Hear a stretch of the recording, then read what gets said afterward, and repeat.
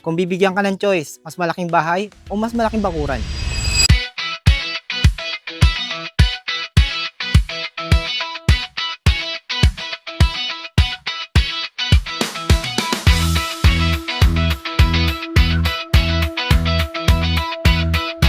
Sa unang tingin, akala mo bahay lang binibili mo dito.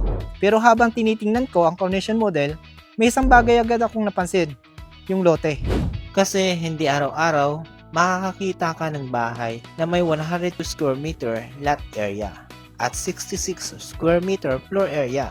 Oo, tama ang narinig mo, 100 square meter. Habang karamihan ng bahay, ang problema ay kulang ang outdoor space dito. May space ka para sa garden, para sa mga alagang aso, para sa pamilying gathering, o kahit simpleng tambayan kapag gusto mo lang mag-relax.